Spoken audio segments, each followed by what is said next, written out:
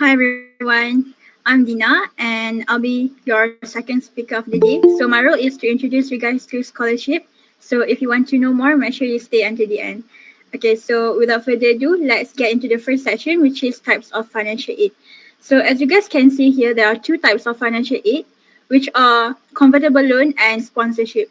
So convertible loan means that after you graduated, you need to pay among certain amount of money to the scholarship body based on what you agree with them. And some of the scholarship bodies that are most famous for their convertible loan are usually YTP Mara and JPA. For the second one, sponsorship. So almost all of the scholarship bodies, they provide sponsorship, which means that you don't have to pay any amount of money after you graduated. However, you are expected to serve a bond with them in return after you graduated. Okay, next slide. All right. This is some of the perks and benefits of obtaining a scholarship. So the first one would obviously be allowance. So allowance is an aid to help scholars meet their basic daily needs. So which basically means that you are getting paid to study. Isn't that cool? So yeah.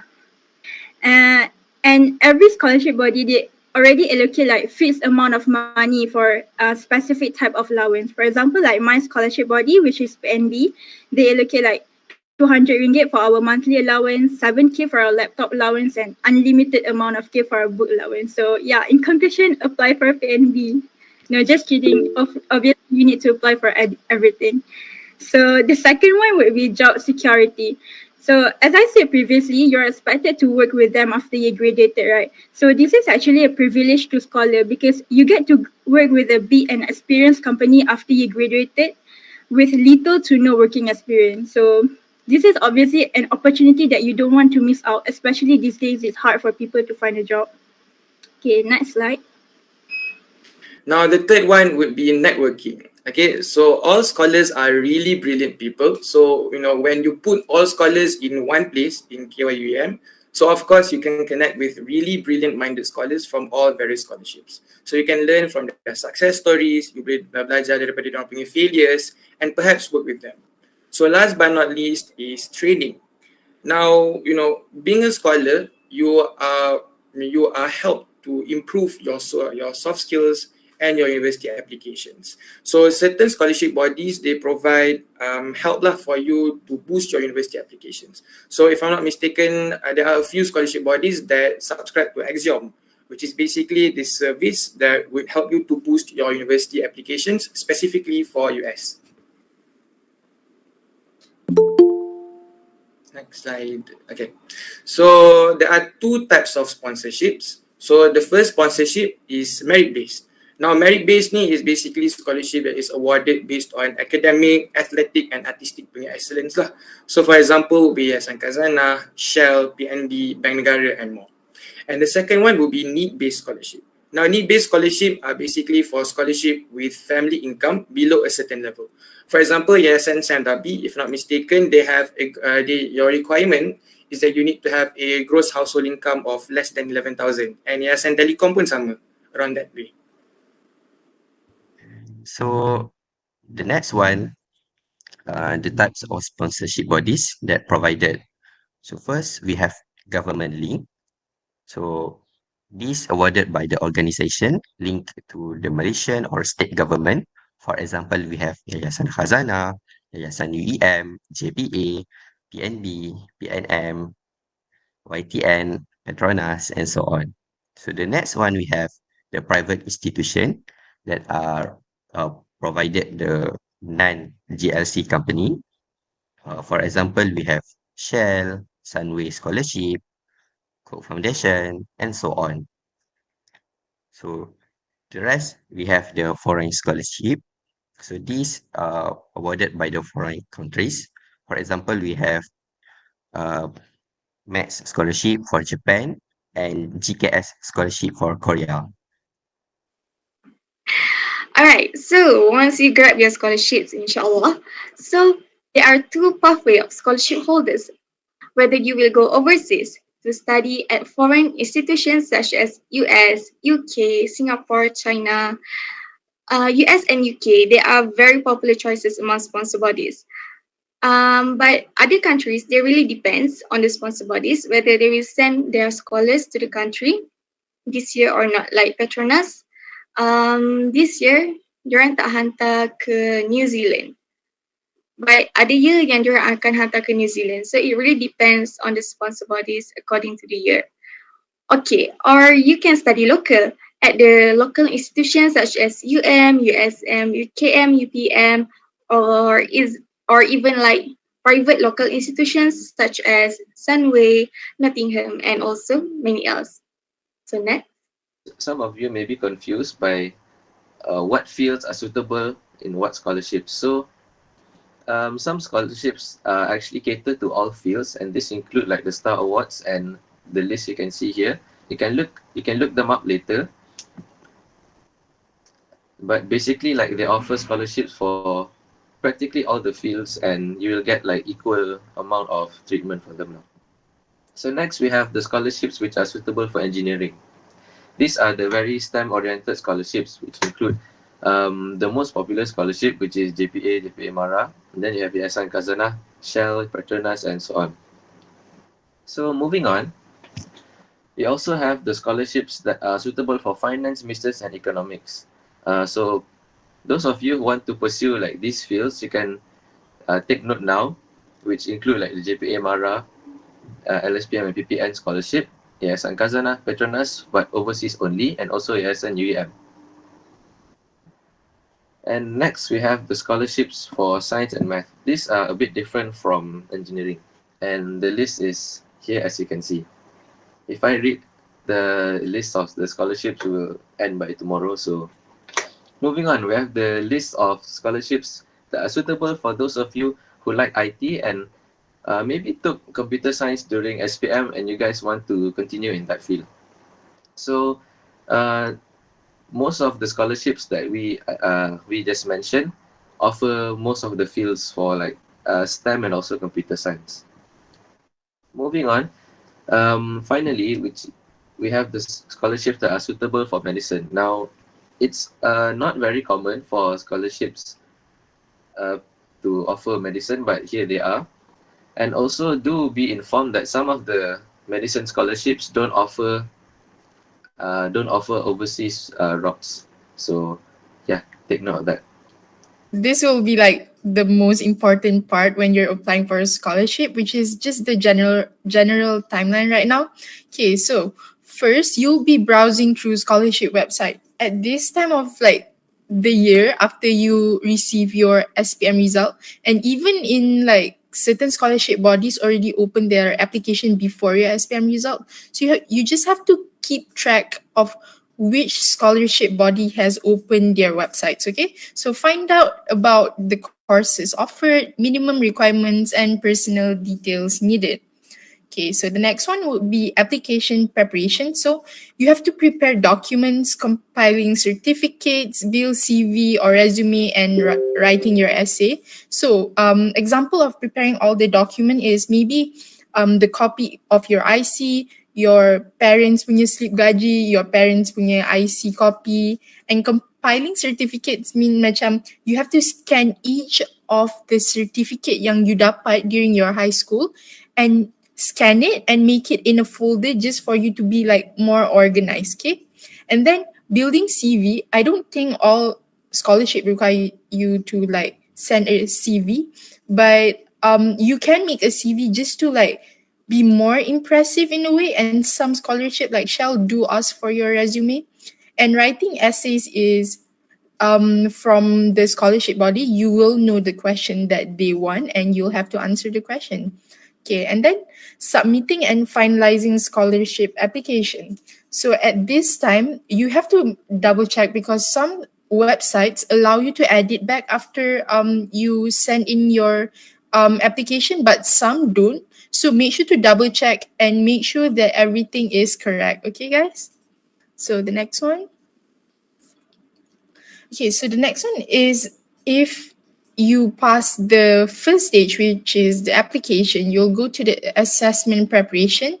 So there's a lot of tests to prepare, which is numerical, verbal, logical, personality and morality, working ethics, and also case study. So there's a lot of tests that you can like find online. So you can do that as your exercise, because believe me, guys, it is hard, especially the numerical one. It is hard, and there's time limit. So make sure you just don't be overconfident and do a lot of exercises. Okay, the next one would be interview preparation. So at this time, you have to find out more about scholarship bodies and reflect on past experience. So find out more about the scholarship bodies. For example, I'm a Bank Negara scholar. So if you're going for an interview for Bank Negara, make sure just to know briefly about their vision, mission, and so on. And reflect on past experience. So like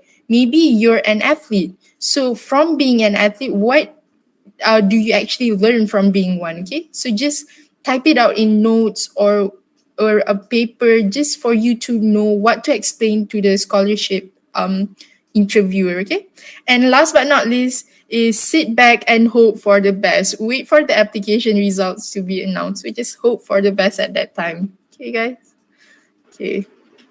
So this is just like details of what each scholarship body offers. So kalau korang rasa you guys are interested in this, you could maybe take notes or take pictures, because I'm not going to go into it in so details, but there are a lot. But so for Shell, which is my scholarship body, and also Petronas, there are two scholarships which focus a lot more on engineering. Tapi for me, I'm lucky enough to get a scholarship for business management, which is the only non-engineering course which they provide. Business management or digital marketing. That's for Shell. So the minimum requirements are 8 A's, which consist of A or A+. You do A levels at KYUEM for Shell, and for Petronas, there are different pre-university institution options. Bond duration for both is 5 years. Next. Next, there's YK, Yayasan Khazanah, and also PNB, Permodalan Nasional Berhad. So YK, they offer two different programs. One is the global, and one more is the Watan program. So Watan program means local.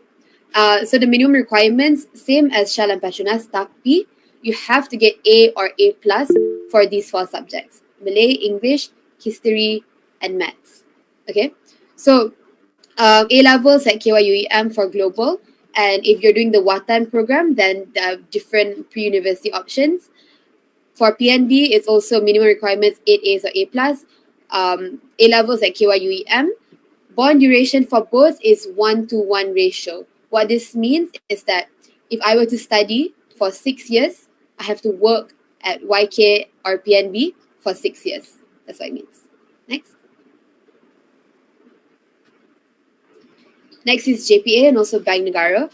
So JPA has a lot of different programs. So they have PPN, they have JKPJ, MARA, and LSPM. So as you can see, PPN is for those yang dapat 9A+ for SPM and also LSPM, but LSPM is local. The JKPJ and also MARA, that one, the minimum requirements are a bit different, but specifically for PPN and LSPM, SPM minimum requirement is 9A+. So A levels at KYUEM, that's for PPN. For the others, there are different pre-university institutions. Bond duration is 10 years. Bank Negara, they offer the Kijang program. So this one means that you go to US, UK, or Australia. Just like the other scholarships so far, minimum requirements 8 A's.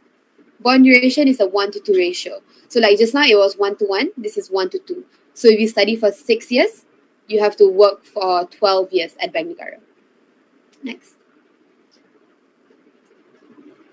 Okay. Next is Yayasan UEM and also Yayasan Saim Darby.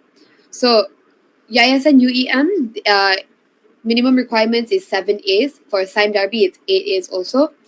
Yayasan UEM, you do your A levels at College Yayasan UEM. Bond duration 5 years if you're going overseas and 3 years if locally. For Saim Darby, that it's a bit more variety in terms of the courses they offer. They have business, science related. Do your A levels. This one is different. So it's not at KYUEM. It's at College Tunku Jaafar, KTJ, and bond duration is 6 years. Next. Before I continue, just in case you guys didn't read the comments, like our abang-abang kakak-kakak dah cakap, One more thing, that when you are applying for your scholarships and you are also waiting for your results, don't forget to check your spam folder in your email, because not everything will appear in the inbox area too. Sometimes it letak in promotions or in spam. So there are a lot of people who, unfortunately, they didn't look at their spam folder, they didn't look at their promotions folder, therefore they missed their interview. So because of that, sayang lah, they just couldn't get the scholarship just because they didn't see the email. So this whole process, make sure you're always checking your email, and not just everywhere also, not just in the primary inbox punya area. Okay, so now continuing. Next is Yayasan Tenaga Nasional, also Yayasan Telekom Malaysia. So Yayasan TNB is a bit different because it offers to New Zealand also. So it's US, UK, Australia, and New Zealand. They also have a local program. Bond duration 7 years. Yayasan TM, local and overseas program. Minimum requirements is 6 A's. TM is, they offer business, science, and also engineering courses. Bond duration is also following the 1-to-1 ratio.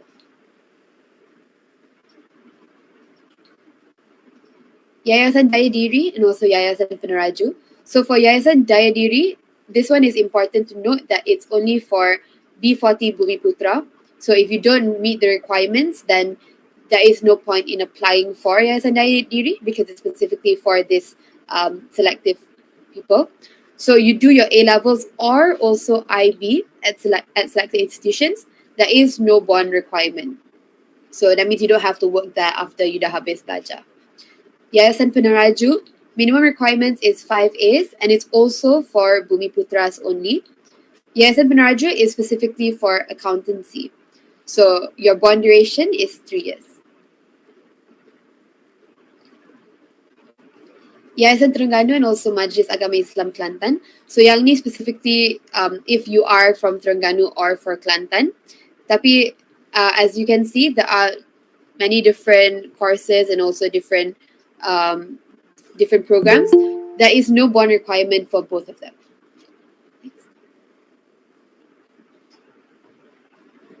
Yayasan Sabah, this one also if you are from Sabah. So they also they also offer an overseas program as well as a local program. You must be a Malaysian citizen with at least one parent originating from Sabah. Minimum requirements 5A+, which includes BM. So that means you kena wajib dapat A+ for Bahasa Melayu. 1 year bond to any Malaysian company. Okay, so now this is what I mean by getting to know what each scholarship body offers. So getting to know your intended course early so you can know specifically where to apply to. But also, just because you know you want to apply for this specific thing, let's just say you want to apply for chemical engineering, and let's say Bank Negara doesn't offer chemical engineering. My advice is that you still apply also, just apply to maybe a different course, because you never know. It's best for you to apply as many as you can so you can hope for the best, and it increases your chances of getting a scholarship. So as you can see, Petronas and Shell is a lot more engineering oriented, a lot of data science. UEM offers business, they also offer engineering and actuarial science. Bank Negara, on the other hand, is not really engineering related, but bank kan. It's more to econs, accounting, finance, actuarial science, computer science. So if you're interested in that, you should apply to Bank Negara. Next. Okay, so Sam Darby and Yayasan Khazanah are, I think, two of the scholarships yang are very inclusive, which means that they offer a lot of different courses. So for both of them, they have specifically for business, specifically for engineering, life sciences, and in each of the areas there are a lot of different courses which they offer. So it's a bit more inclusive. Yayasan TNB is a bit more focused to engineering, kejuruteraan, also data science, computer science. So my advice, like I said just now, just apply to as many as possible, because you never know what you might end up getting. Like for me personally, I applied for law. So I applied Shell for business management, but Shell didn't offer law. Tapi at the end of the day, I didn't get a scholarship for law. I only got for business management. So last, it might not be what you wanted. Tapi if you think that your goal is to get a scholarship and you want to go overseas, then I mean, just accept it with an open heart. And yeah, so for now, for me, because I applied for something which wasn't my intended career choice, now I'm doing a different thing. But that's okay, because at the end of the day, I did manage to successfully get a scholarship. And for me, that's what I wanted. So just apply to as many as possible.